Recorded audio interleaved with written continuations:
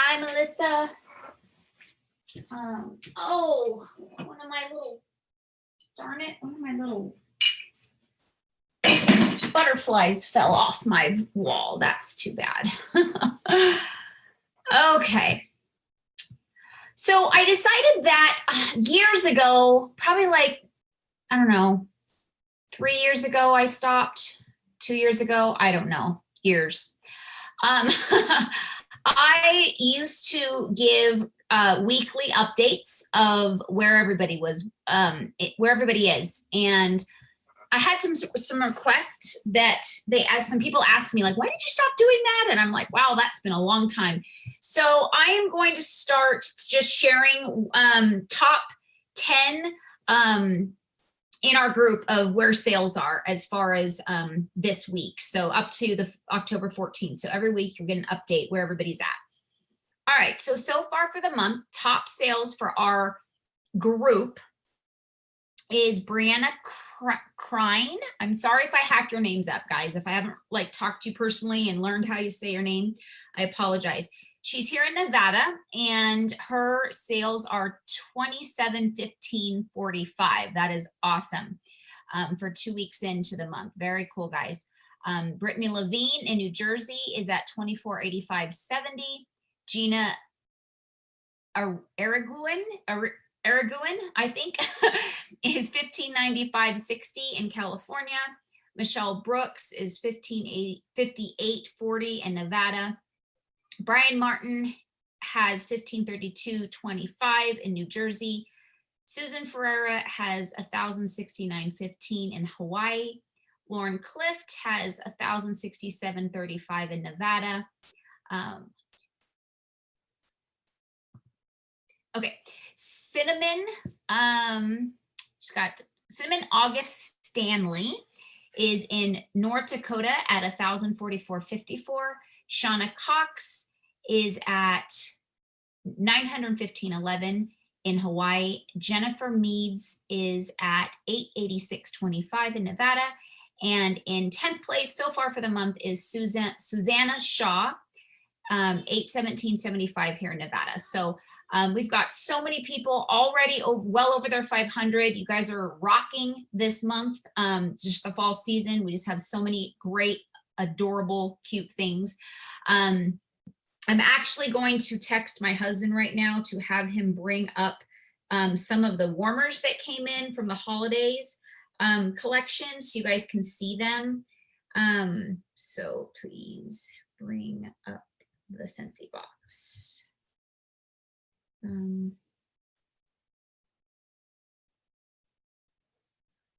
Okay, so that's awesome, and just wanted to congratulate you guys so far. So we had lots of promotions last month. Congratulations to everybody. What I wanted to talk about today was just some kind of small tips of I wanted to do Q&A. We only have one person on live, so Melissa gets first shot of if there's anything you wanted to talk about, you know, bounce ideas or anything specific that you're like, you know, I want to know how you do this or what you think of that, or do you know any, you know, do you have any ideas of this, that type of thing. And then if not, I'm going to just cover some kind of top reasons why we follow up, especially during the fall season. So, Melissa, do you have anything you can think of right now? Okay. There I am. Hi. Hi. I'm having a real hard time getting a fundraiser started. Okay. Like I've talked to a couple people about it and they're like, yeah, that sounds great. And then there's been nothing else. Okay. So let me ask you a question. Have you given them a fundraiser proposal, like in hand? No. Okay. Sometimes they need to see things in writing of how everything's going to work. So what I always do is I write up just like a breakdown of you're going to get X amount of money. You know, I can send you a template, but basically what it says is like you make 20% of the sales if you sell less than, you know, $2,000. So like $199.99. You make 25% of the sales if you sell 2,000 and above, just so they have a visual. And then what I always recommend when you are giving people percentages, make sure they understand you're giving them 100% of your commission, because they think when they secure 20 or 25, they think you're keeping the other, 70% of your, commission. They need to know that it's 100% of your money, but it's what Sensi gives you is 20 to 25%. And I always say to just keep that 5% sales bonus when you hit over 2,000, or because you make 25 as a certified consultant, and above, they do less just to pay yourself back, because you're going to have to, buy the flyers, the envelopes. People do use regular envelopes, but the thing is, it's so much more professional and easy because everything's there. You don't have to write it. All you have to do is slap your label on there, and then like write the end date of the fundraiser, just a couple things, but everything else is just listed. The back they can list all their orders on it. It just makes your life a lot easier. So I always suggest the fundraising flyers and the envelopes from Sensi Success, but you do whatever you want. It's your business. And so that's just my suggestion. But as far as getting it going, I will tell you the very first fundraiser I got here in Nevada, sorry, I'm getting blings right now. Oh, it's Cindy. Hi, Cindy. Okay, no worries. She's just telling me she's not gonna be able to get on it. Okay, so it took me a year to get this fundraiser that I'm actually doing right now. It's with a coach. She's a volleyball coach for high school, and she started at one high school. I did it for about 4 years there, and the last 2 years she's been at another high school. So I've had a solid fall fundraiser for like, I think 5-6 years now. And so, but it took me 2 years to get the relationship built with her, and for her to see how I treat her as a client, and that I'm still going to be a consultant, a year from now or whatever. So she had to kind of build that trust. Now she knows hands down that, I'm reliable, that Sensi, fundraisers work, things like that. And so, and the thing is, it wasn't like she contacted me after 2 years and was like, oh, now I'm ready. I had to bring it up almost every time she ordered with me. I'd say, whenever, this is the fall season, whenever you're ready, do a fundraiser. So it took me bringing it back up, in the spring. And she's like, oh yeah, talk to me about it again when it gets closer, like the end of the summer, so we could talk about booking for, So it took me 2 full processes. Now, let me ask you a question. Who is it, the people that you presented the fundraiser to so far? The parent committee at my school. Okay. So definitely give them a proposal. Okay. The thing is they kind of want to probably discuss it together on their own without you there. So then they can all have, maybe you can make a couple copies, and then if they need to make more, that's fine. But like bring one, I always say bring an envelope so they see what it looks like. Since you're here in Vegas, if you need one, I could, give you one. And then the showcase brochure, so they can have a visual of what this is going to look like. So they can see how professional this is going to look like. Because they might be like, well, what's this?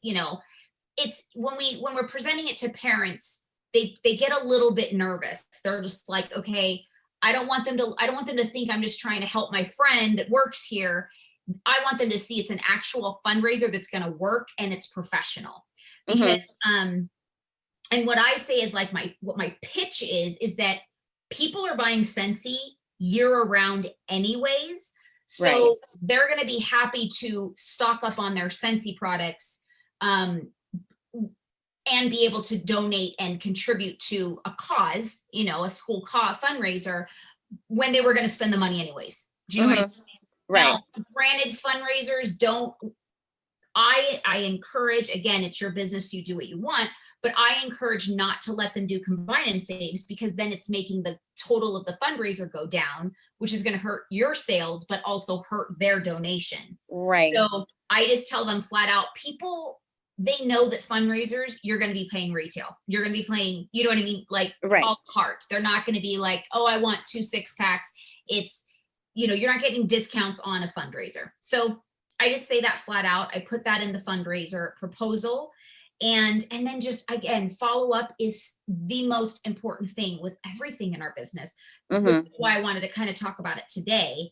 So what I would do is that I would get yourself together a fundraiser envelope, a showcase brochure, and then the proposal. And so you can give it to them all in hand. They're going to see exactly what their parents are going to get and how it's going to work.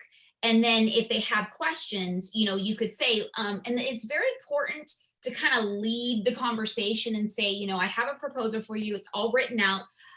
You know, you could go and talk with the other people about it, go through it with them a little bit so they understand. So you're like, okay, this is what this means.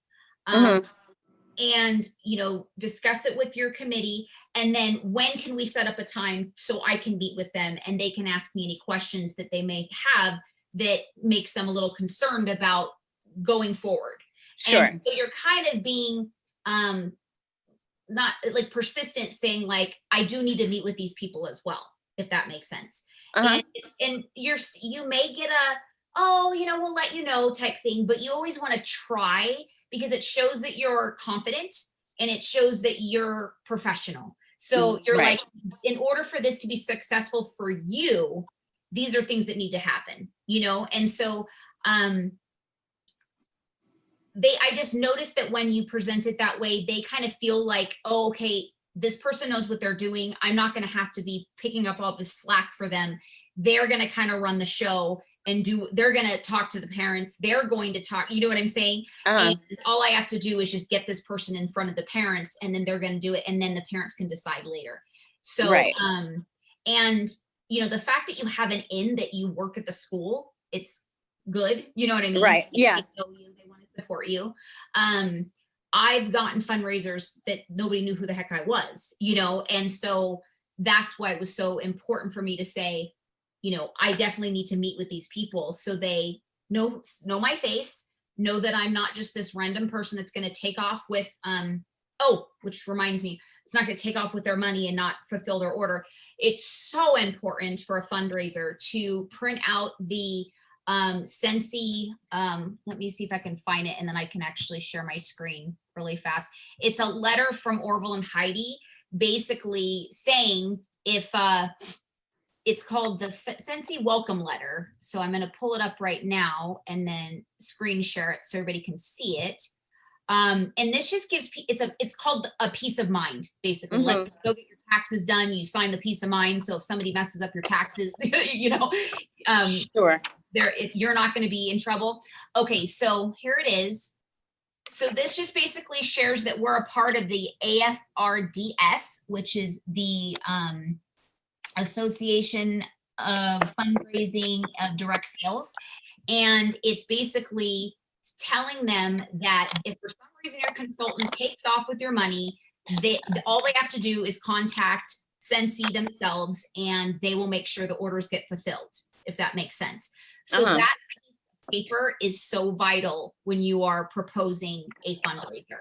It automatically, you know, just says professional, covers, you know, we're not going to worry about money being missing or anything. Orders are going to be fulfilled, and they're also going to be in a timely manner because Sensi is basically going to make sure that happens, if that makes sense. Sure. So that's something that I would print out, put your name in, your website, everything, and then they have a chance to browse your website, kind of see what's going to be available. So when on your proposal, I can actually pull up, I love screen sharing. I just realized that I can pull up my proposal template so you guys can see it. And let's see.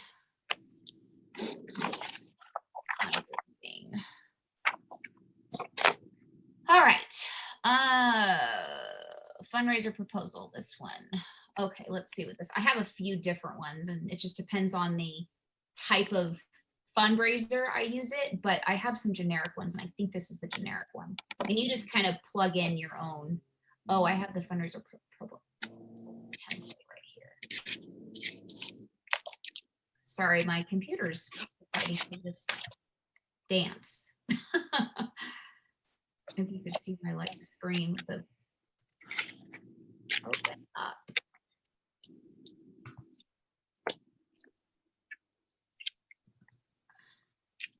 I have no idea what's taking so long.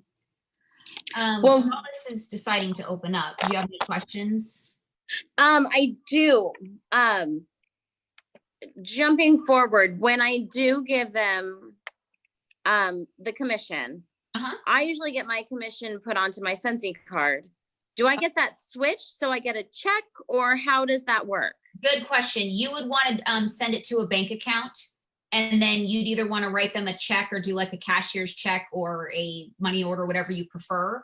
Yeah, Okay. that's what they need. Now, given that it's a school fundraiser, if it's going to be like a school-wide fundraiser, they may, depending on your accounting's department, they may be totally willing that everybody can write their checks out to the school, and the school just cuts you one big huge check for your money. Yeah. And then they can use their nonprofit tax ID, and then none of the orders would be charged tax. Right. So then that's the easiest on your end, because then you don't have like 100 checks to deposit and, you know, $1,000, $2,000 in cash and, you know, all this, you know what I mean? Right. But the thing is that if they pay cash or if they pay credit card or go online, they have to pay tax because it's not being written. You'll want to, if they go that route, you'll want to request checks only. So then it's all written to, you know, XYZ school. Then they're all deposited in there. They cut you one check to purchase all the stuff. And then yeah, you would write them one check or money order or cashier, whatever you decide, to the school. And then that's the donation. If Right. Okay. it's like a band or band department, or, you know, the basketball team or something like that, you can ask if they, to be honest with you, I can see them being more willing to do it that way because it's smaller. It's not like as many checks they'd have to.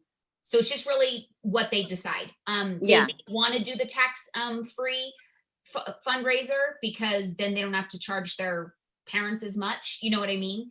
So it's just really kind of communicating with them what they want. But yes, when it comes to that, you would definitely want to transfer whatever you owe them. And you would know at the end of once you close everything up, how much PRV you got, and you'd know what your donation would be. So then when you got paid the next month, you could just transfer that amount of money into your bank account. And it takes like 2 to 3 business days, depending on your bank when it clears.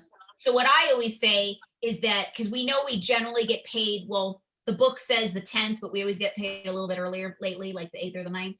Right. And then it takes a couple days. So I always say that they would get their donation check on the 15th, because it gives you like a few days for everything to clear, and you know that, you know, it's there. And then so you could drop that. And I try to deliver their orders and their check the same day, because people kind of just expect that it's not going to be for like a month that they get their stuff. If it comes earlier, like if you close the fundraiser at the end of it, like if you do like a start of the middle of the month, then it'll be like perfect timing, because stuff comes in within like a week or two. You have like a week to package everything, and then by the time you're ready to really deliver, it's time to get paid anyway. So you can just make sure everything is cleared by the 15th, and just say in your proposal that everything will be delivered and your donation on the 15th. But again, it's case by case situation. If you close an order on the second week of the middle of the month, they're going to be like, well, they're not going to want to wait till the middle of the next month to get their orders and their checks. So that would be a difference. Does that make sense? Yeah, it does. Okay. So this one is a very generic, this just kind of like for people that don't really know what Sensi is, you know that there's people out there that don't. So I just put your Sensi funder will start on, and to be determined between them and you.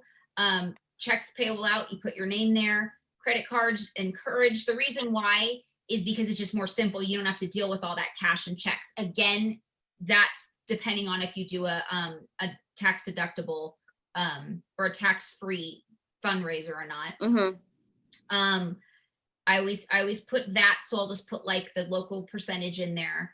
And then there's no shipping charge except for online orders.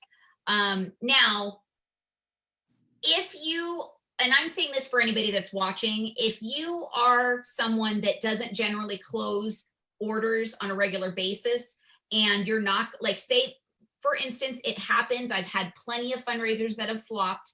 It just depends on the time of year. Fundraisers during the fall tend to work out really well because of Christmas shopping. But if for some reason your fundraiser does less than, $500, you'd have to charge shipping. So if you don't have other orders going in, and then I would suggest just to add that fundraiser into another party so you don't have to charge shipping, for the fundraiser.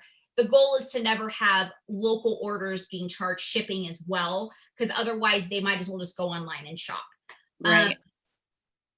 And then I always offered for them, like, if they need samples or more catalogs, just to call me or contact me.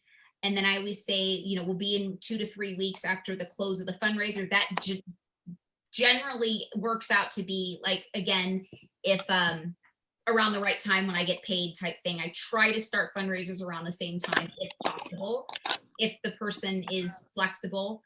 And it's just broken down. Online orders can be placed. See my website, I put it in there.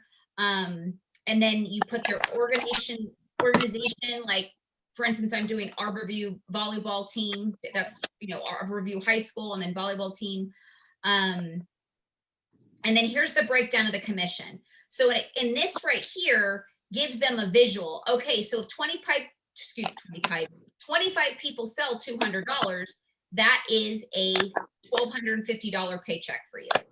So then they're like, oh, well, I have 40 kids on my team, and if I bill them all to 200, we're going to have a pretty good, but people need to see, a lot of people are very visual, so they need to see how much that they possibly can, raise for them. Mm-hmm.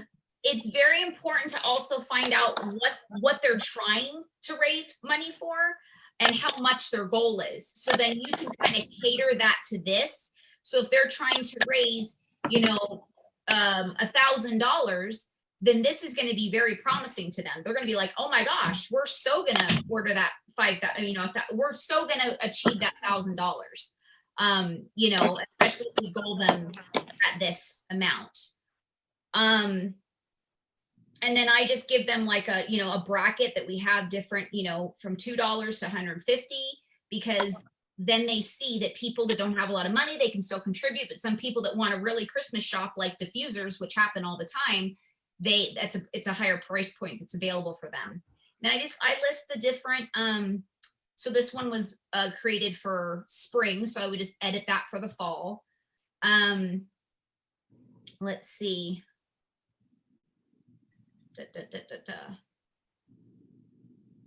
So then I just break down, how it's going to work. Like, the orders are going to be collected by participants. Okay, so this is if, like, somebody takes an order, but they want it shipped somewhere else. That's how that works. And then it's just basically saying how that's going to work out with their shipping and everything. Participants will need to sort the orders and put them together to be sent home with each participant. So that right there, I have no idea. I must have missed that. I always say that I will sort them out for them and then just put them, like, I actually have, I don't know if you guys can see, but I'm delivering one right after this this meeting. I have orders in a box, and it's for one participant. And what I do is this is something that I learned the hard way. I put their order form on the outside and I staple it closed so they can't say something's not in there. So once I check it off, I know that that item was in that bag, because sometimes just by being in the box, things will kind of fall out or whatever. So it's a way to kind of double check yourself, like checks and balances, to make sure that everybody has one or has everything that's in there. And then I give every participant a breakdown of their orders on a Excel spreadsheet. And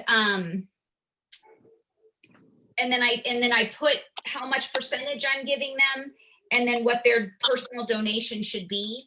And then I also take a copy of the envelope of what they wrote down of what their orders are, because I have them track their online orders, because we don't know, even though it's attached to the fundraiser, we don't know who it's being, added to.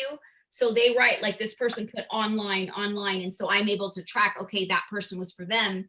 And then they can visually see where I'm getting the spreadsheet from and where they're getting their actual donation from. And I put a copy in each box. And then on the outside, just in a big Sharpie, I have the kid's name. So they're all separated. So it's all done. They don't have to do anything. A lot of school fundraisers, the one thing that's hard is that they, a lot of the fundraisers just ship everything to the school, and then the school has the responsibility of divvying everything up.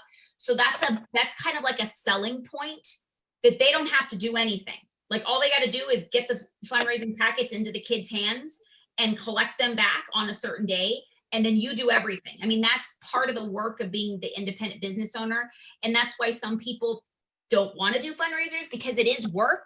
But I will tell you, it is the best way for future customers, hostesses, and consultants. I can't tell you how many people I've sponsored from fundraisers, and how many parties I've gotten from fundraisers, because when you get a packet back that was $500, you're able to say, okay, you have a lot of friends that buy Scentsy. And if they've never bought before, they're going to need more. So when you do your follow-up call to that parent of that packet, you can say, I can offer you a couple things. One, I can offer you a reorder party. So you can collect orders like you did, like an on-the-go party, and I can give you testers this time, and they can smell everything they want. And then, you can get hostess rewards. And then what I do is I first offer the business opportunity and say, and I tell them it's only $200 every 4 months. So if you even if you just collect these people's orders every 4 months, you would be well over the qualified amount to be a consultant.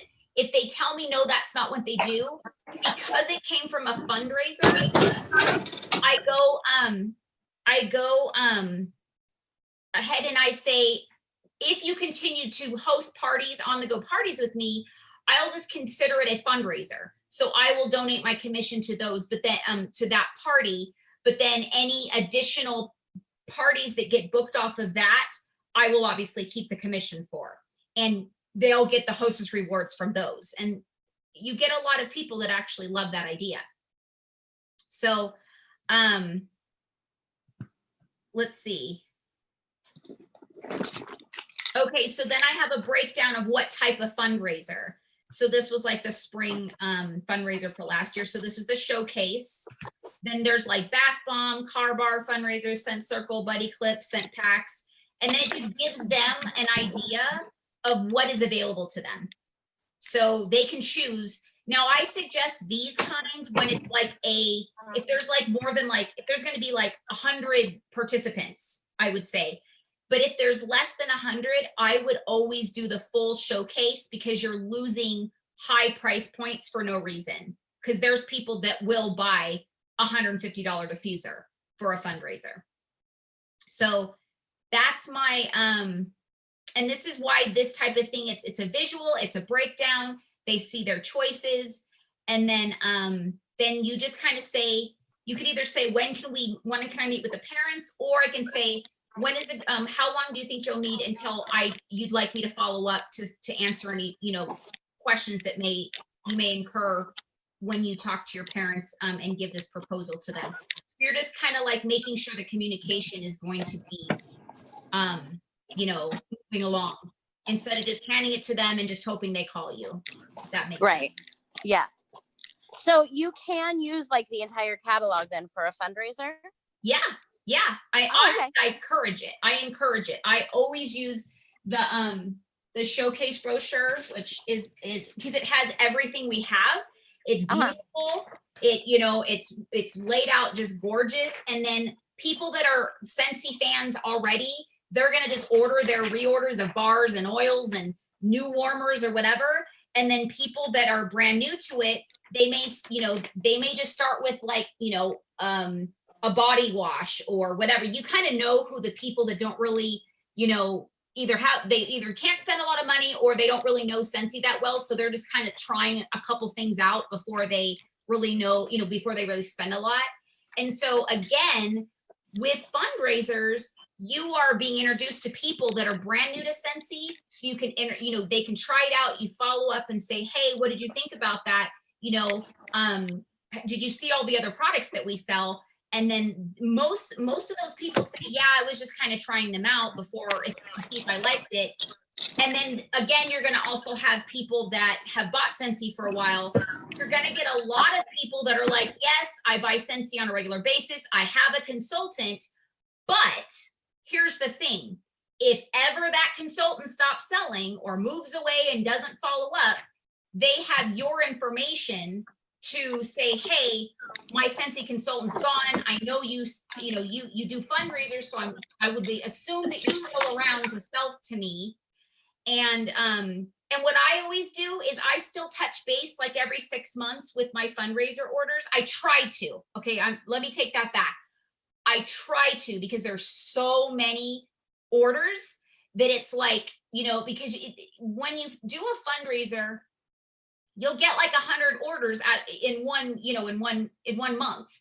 And so it's a lot of follow-up to keep up with. So I try my best to follow up with everybody at least every 6 months, saying, just want to make sure that you still have a consultant.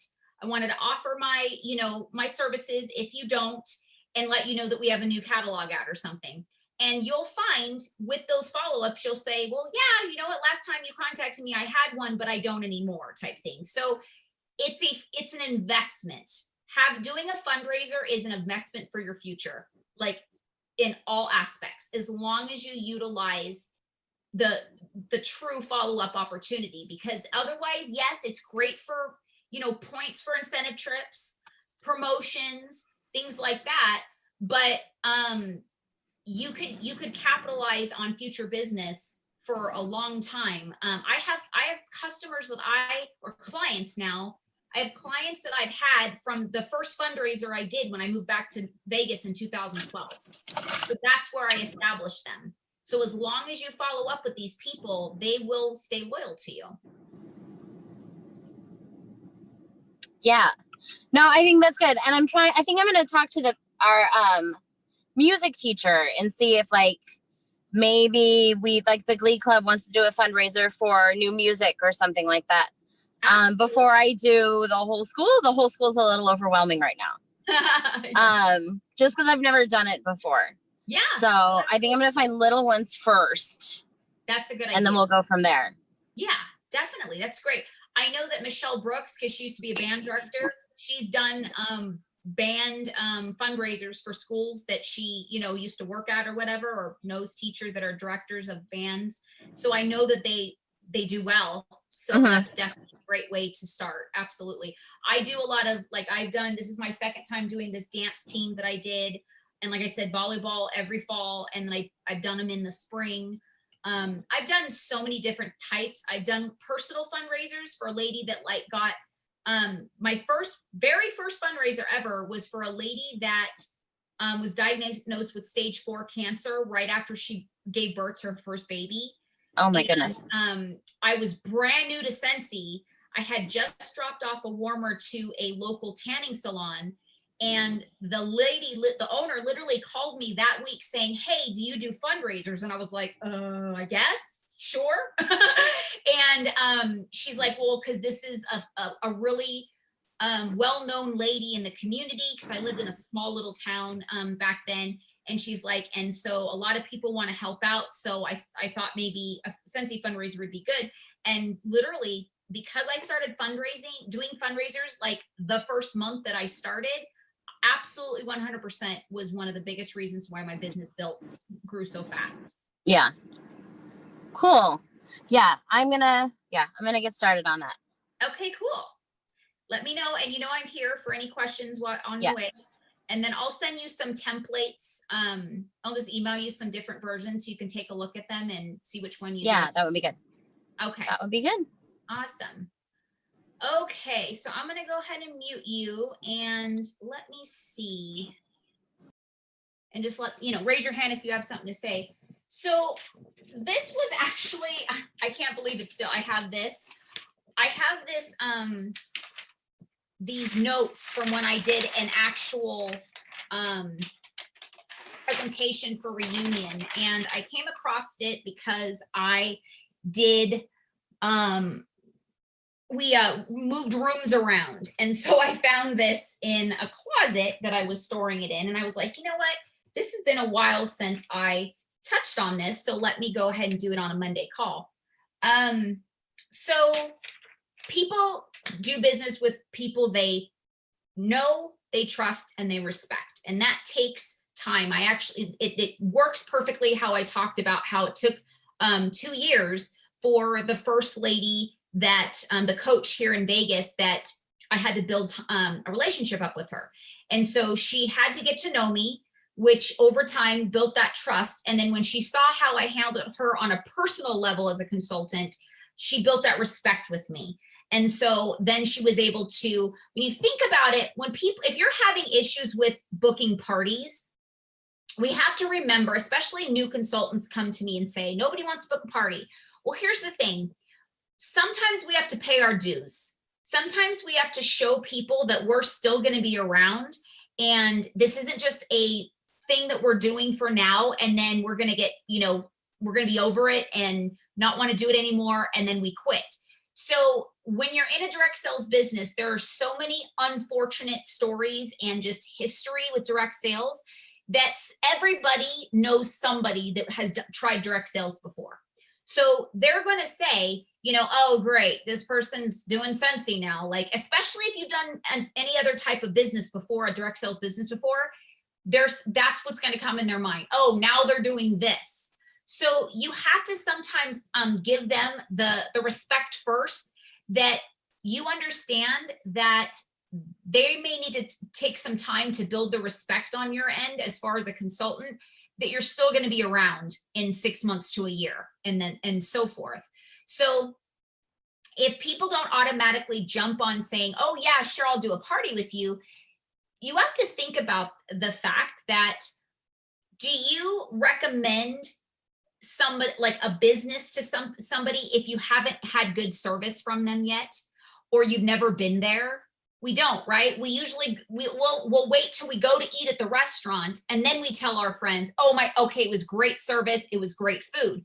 We don't just say, oh, you should go here. I've never been there before. I don't know what type of food they have, and I don't know what type of service they have, but you should go eat there for dinner for your anniversary. Do you know what I mean?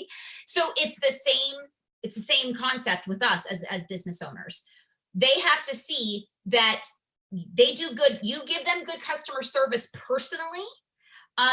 They like your product, and you take care of them with the customer service. So then once they feel taken care of, then they're going to trust that you're going to take care of the people they recommend to you, which is through a home party or the people they collect orders from, and they know that you're going to actually take care of them. So that's something I want everybody to remember. If you're struggling, especially if you're brand new and you're having that kind of issue, it's usually because you need to make sure you spend time showing them and putting time into their customer care first, so you could build up that trust. Okay. Because they need to see that you're reliable, because nobody wants to recommend and then their friend says, yeah, so you recommended this Jess chick for Sensi. I've been trying to call her to place an order and she hasn't responded in like 3 days. Or, I text her and she didn't respond. Or I ordered something from her and I ordered it at the beginning of the month and it's almost the end of the month and she hasn't even contacted me to update what's going on. That is going to make people upset, one, with bad service, but it's also going to make the person that referred you really upset. They're going to go, I totally, I referred you. I trusted you with my friend and now you're not taking care of them. Do you know what I'm saying? So they need to see the way that you're going to treat them. And then that's kind of mirroring how you're going to treat their friends. So let's think about that. Now, challenges that we face when we follow up, I wanted to talk about, and why they're the biggest reason we should follow up is because we want to make sure that they're having a good Scentsy experience, not a bad one. And so if we just drop off the product and just leave them alone, we don't know what their experience was. We don't know if they open up their box at all, if it's still sitting at their front entrance of their house when you dropped it off to them, or maybe they got it sent to their house and maybe they didn't even know that it got delivered. Because I always recommend to keep track of when online orders are being delivered and just send a little email or a text. The phone number is usually on it, on the online orders, and just say, hey, just want to let you know it's going to be delivered via UPS. So then they know it's just going to be sitting there. So then they can't say, I had no idea that my order was even there. I've been out of town for 3 days. But if they get a text message, they can go, oh, darn, let me call my friend next door to go grab my order for me. And they're going to go, wow, that was really good customer service, because if she never told me that, my box would have been sitting there melting in wax soup by the time I, got my products. So we want to make sure that the product isn't broken. I hope and I suggest that everybody actually opens up warmers and diffusers and kind of looks at everything, inspects it, make sure the light bulbs are doing good, they actually work. But sometimes, just because it's a shortage or something, maybe they've got bad outlets, I don't know, they may open up their products and screw in the bulb and it blows out immediately. I know this because if we don't follow up, if they don't know you yet, they may not feel comfortable to call you. It depends on their personality. Some people are like, I just paid for this, so excuse me, but then there's other people that are shy and they're like, oh, darn.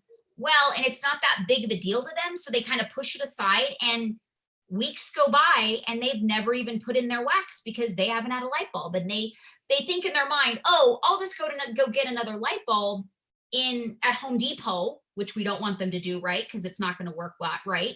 But they think, oh, I'll go to Home Depot tomorrow and then I'll do it. But they forget. And then weeks go by and they've never even opened up their their wax because the light bulb's broken. So we need to make sure that they're actually using their products. And they'll tell you, oh, well, yeah, I opened it, but the light bulb blew out. Oh my gosh, I'm so glad that I called. Let me make sure I get you one. If it's out of town, you can call support, let them know, and they will ship them one for free. If you live in town, you can, plan and say, hey, I'm going to be on your side of town on Thursday. Is that okay? I'm going to drop it at your house in the front doorstep or something, or are you going to be there? Or can I drop it to your work? But that over and above and beyond, that's what it was I was thinking of, is going to start the path of respect, trust, and even getting to know you, because now they've seen you twice, not just to drop off the order or just to pick up the order if like they saw you at a party, but they see you. I always recommend, if you have an opportunity to see your client, do it. Don't do the shortcuts, because you need at least to show your face a few times. So when they think of their Scentsy consultant, they think of your face, not just, oh yeah, this one person, I don't remember their name, I don't remember what they look like. So you want to build that upfront and personal face-to-face relationship as much as possible. Now, over time, you don't have to, if they live 45 minutes away and you've done the trucking back and forth a few times in, a year or something, the next time they call and say, I just want a bar or I need a light bulb, it's going to probably cost you less to just ship it to them and write it off as a shipping expense, as a gift to them. And then it's less time on your hand. It's less expensive in probably gas than going 45 minutes away. But you've already created that relationship. And so I wouldn't like leave, never go back or something. I would just, you don't have to do it for those simple little tiny orders. And then, you know, the next time maybe go and deliver in person for their next actual order.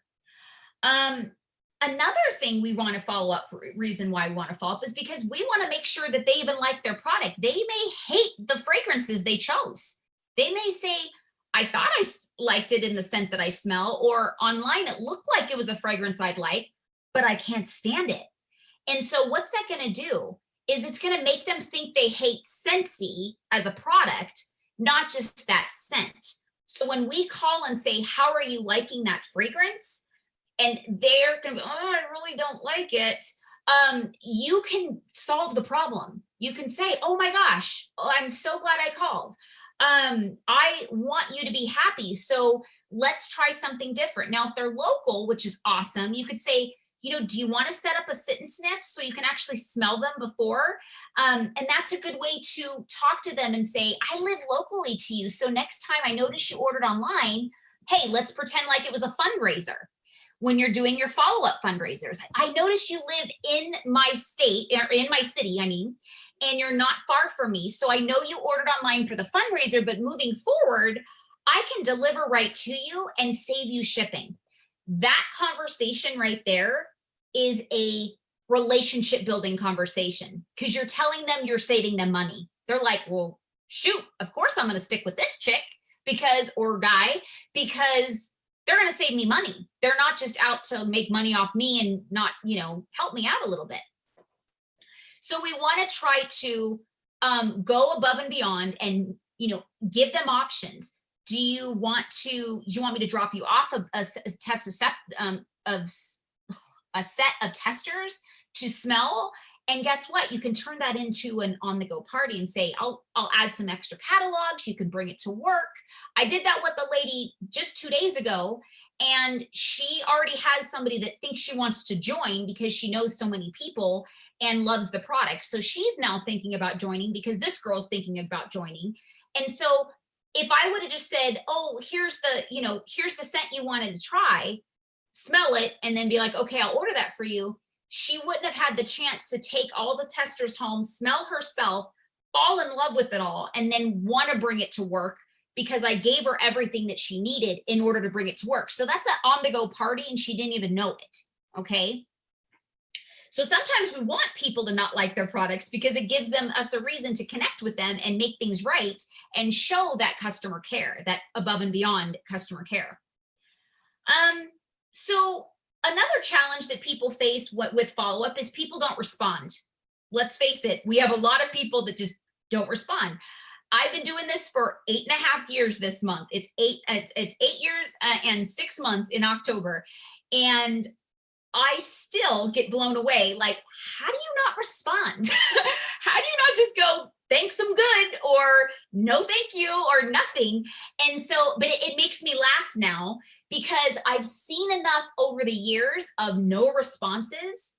And as long as you continue to follow up and stay persistent with them, eventually when they need something, they'll respond.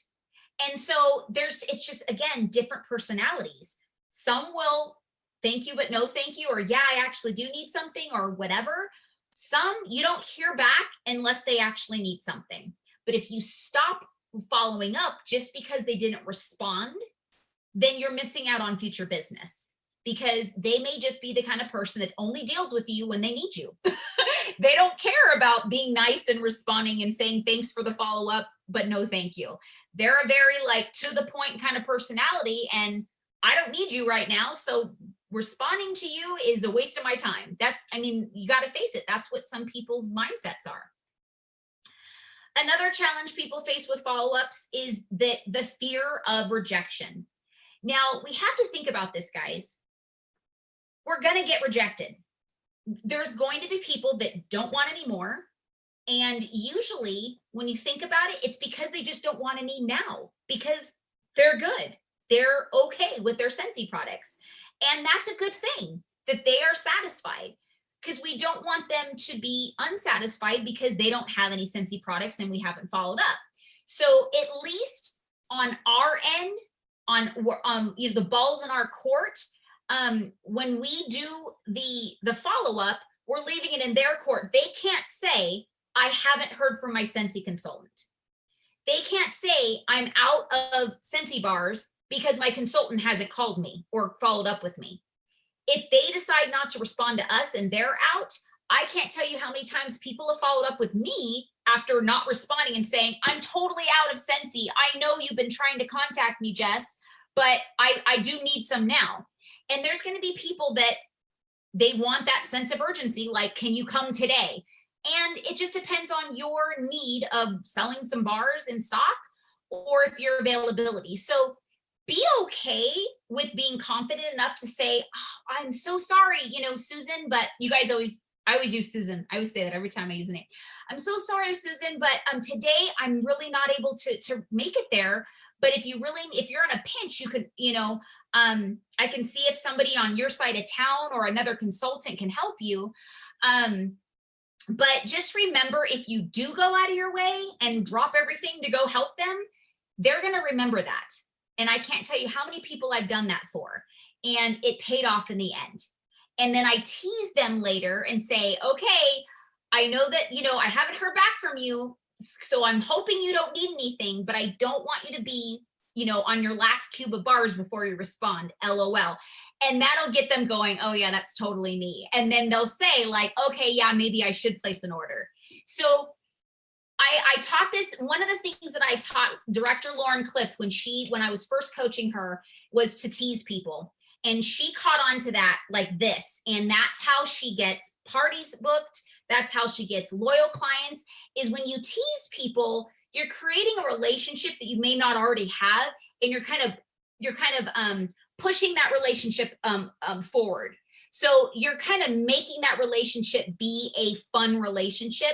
Now, again, if that's not your normal personality, like you don't feel comfortable, if it's very awkward to kind of tease your customers, then don't do it because you have to be confident with it. Like it has to be friendly. It has to be, you don't want to insult them by teasing them. You want to do it like in a silly way. So they kind of go, oh yeah, that's totally me. I should probably place an order.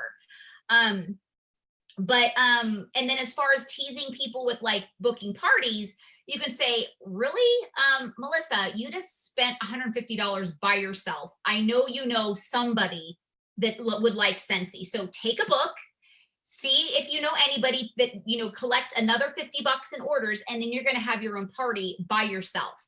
And you're going to get extra hostess rewards and free and half off items. And then I'll say, and here's the thing, let your friends buy full price, and then you don't even have to spend the $150. And so I'm kind of like teasing, but I'm also educating at the same time. And they're like, oh yeah, that does make sense, and then they want to follow your suggestions. Okay. Some people will just say not now. That's fine. It's usually not now. When they reject you, it's really not because they don't like you or they don't like your product. It's just literally, I'm okay right now. So be okay with them saying not right now. Okay. It's not personal. It's just, they're not needing your product at this time. Okay. Some people's challenges is that their customers become allergic, or they're allergic to some of our products. The beauty of our products is that we have over 100 fragrances to choose from. They may choose the product, the scent that they're allergic to. But the cool thing is that you're like, oh my gosh, I'm so sorry that you're not, reacting very well to that scent.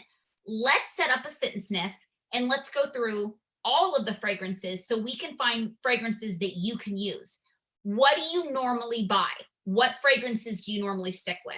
Now, that's something we should always ask a new customer. But let's say they were an online order and you didn't have any communication with them. When you do the follow-up and they're like, oh, I'm allergic, you can say, oh my gosh, I'm so sorry about that. And again, if they're local, you're able to say, let me meet with you and let's sit down, do a sit and sniff, and let's find some fragrances that you can use. And that confidence, like we're gonna find it, is going to lead them to say, okay, well, maybe not right now, but that's something I'm interested in doing. And you can say the cents that you can't use, I can take back. I can use them as samples. And then we will just swap them out for something else. And again, being a business owner, sometimes we have to eat costs and write them off as tax deductions. And you'll be happy you did later, in order to gain a happy customer that's going to make you more in the future as a loyal client. In the future, it's going to make your money up by that little cost that you had to eat, a $6 bar. Okay, and then we actually talked about already the booking the parties and ordering. So challenges as far as booking parties and follow-ups. You're gonna, especially if you do events and then fundraisers, or you went to a party and somebody's like, I'm interested in hosting a party. Just expect that they're not going to book immediately and put a date down. And so with that, knowing that they're not going to, we have to take the initiative and have our calendar there and say, let's put a tentative date in the books now. So I'm available for the dates that most likely you'll be available for. If it needs to be moved around when it gets closer, we'll work with that. But at least initially, let's get this down. When you present yourself as somebody that doesn't have a lot of time available and doesn't have a lot of open parties, you don't seem as desperate. They think like, oh, whenever I get around to it, I'll book because you're going to take my party. No, I might not necessarily be available. So I want to make sure I am for something that you would most likely be available for. So that's why we do it tentatively, put it down in the book. Now, if it's an event or a fundraiser that says they're interested in a party, you're going to remember this. This is something that Becca Levi teaches and has shared from this probably first training call I ever heard. And it is so true. It takes 6 to 8 times for you to follow up and for one person to do what they initially said they wanted to do, which is buy, host, or join. Okay. So if we already know that they're going to not respond or not actually book the party or actually place the order or actually join for 6 to 8 times, like 6 to 8 follow-ups, then when you contact them to get that down on the books or to place that order or to get them going with their business and it doesn't happen, you're just checking off that first follow-up. And you know that every time you follow up, you're just getting closer to them actually locking in what they said they wanted to do. Okay. So it's the hardest part of this business is the expectation that everything's going to fall just into place perfectly. That's not the way it is. Everything in this business takes time and, and progress and work. Now you will have those random people in your career that say they want to buy and they buy, they say they want to book and they book, and they actually book on the day and they do their party on the day they booked, or say they're going to join and they join. But you're going to get more people that don't than do. Okay. So I'm not saying it doesn't happen, but if you already have the expectation that it's not going to be, a snap of a finger, then you're not going to be as upset when it doesn't happen, right? You're going to be looking forward to, okay, I did my initial first step with this person. Now,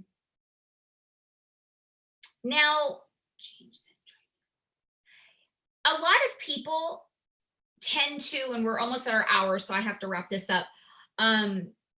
They think that by making people happy, like customers, that we have to give them discounts. Okay.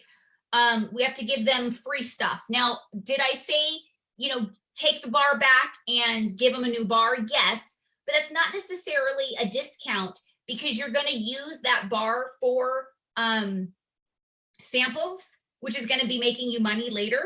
And hopefully you can give them a bar that is already in stock. Possibly you can goal to show them the products that you already have in stock, or you wait to place the order for the new stuff that they want when you are closing your own order, which is in giving you free and half off items. So you're not spending anything out of your pocket. So I would use the free stuff first, right? And then if you need to do half off, but you want to, you know, shop smart and be a smart customer care representative, if that makes sense. Now I always say, you know, we have Amy now, the app. Now, not everybody's on it. I would recommend it to everybody because it's just, if you don't know where to start, it gives you a list of people to start following up with because they're ready to be followed up with. And, but I will say the best follow-up strategy, and you've probably heard this a ton of times, is the one you're actually going to do. Okay. So if you're not going to use an app, then don't download the app. If you're not going to use a binder system like this, a little on client follow-up log that's like a, you know, sequence of when you're supposed to follow up, then don't do it. Figure out a system that's you're going to actually do. And it might take you a while to figure it out of what's actually going to work for you. So don't freak out if it's not like working perfectly for you. Check-ins and check back up is very important. So let them know you appreciate them by just checking in, not do you need any Scentsy? Share your excitement for new products. Just say, hey, I just want to let you know the new fall catalog's out. Let me know if you would like to see the new catalog. You're not saying, do you want to spend your money right now? You're just saying, I want to show you what's available. Give them some tips to use. You can call and say, hey, it's been a while since your last order. I just wanted to make sure that I shared with you some fun ways to change your wax, or, you know, some different fragrances you can mix together. Just a way to contact, or something just simple as, hey, I was thinking about you. I just want to let you know how much I appreciate you as a client and friend, if you guys have gotten that far in a relationship. They'll expect your call. They won't feel like it's just a sales call, because when they see that you do take the time just to check in, they're going to appreciate that effort. And so when you do call to see if they need anything, they're going to be like, you know what, let me check. Let me see if I need to place an order. We talked about checking back after they've received the product. There's so many, you know, do they receive it? Do they use it? Because there might be a reason why, again, it might be just because they haven't even opened it. You'd be like, oh, you haven't even tried it yet? Oh, please do. I'm so excited to hear what you think. And then you'd be like, I'm going to touch base with you in a couple days to see how you like it. And they'll be like, okay. And it's going to give them a little of incentive to actually open the bag. So, let me make sure that I have the best contact information for you. I have a newsletter every month. You know, I don't have your email address, and, you know, sometimes Scentsy sends out promotions. So I don't want you to miss out on that flash sales. So can I get your email? And they may say yes or no, but at least you're showing them that you want to, you know, connect with them and give them the best, you know, service possible. Now, I'm going to leave you guys with this because we're past our hour. Ask for referrals. This is somewhere that I did not do well with for a long time. I did not ever consistently ask for referrals. So if you touch base and just, you know, make sure that their products are doing well, they're enjoying their products, and just say, hey, do you know anybody else that might be interested in Scentsy, whether it's a party for themselves to earn it for free and half off, or maybe to make some extra income? Could you let me know if you know anybody? And I have a referral program. And that referral program can be whatever you want it to be. It could be a bar for every order that you get. It could be, you know, it could be anything. It's whatever you can afford, which I suggest it's products that you get for free and half off, because you're not spending full price. But a referral is the best thing you can get from in your business, from a customer, because it's saying that they trust you. That is the best compliment you can get in your business, is getting referrals.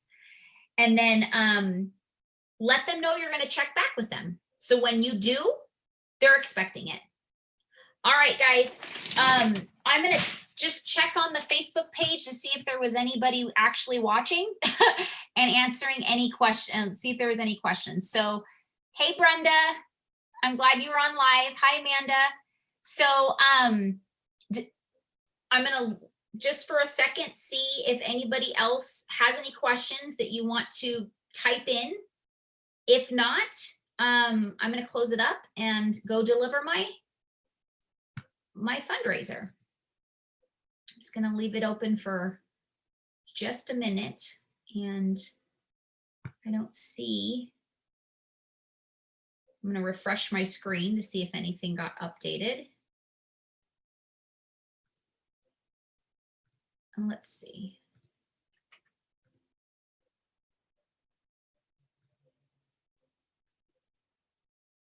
All right. I don't see anybody else. Okay, guys. So I hope you have a great week. I'll see you next Monday. And we're so excited. You heard that Brittany Levine was in our top 10 in sales. She is going to be on our call Monday as a guest speaker. She has won multiple earned multiple incentive trips with Scentsy. She is usually in the top sales in her team. She's in team Choose Your Destiny with Director Lauren Clift. And she's agreed to be our guest speaker next week. So I hope you can be on with us live. Have a great week. If nobody's told you they loved you today, I love you and I always will. Have a great day. Bye.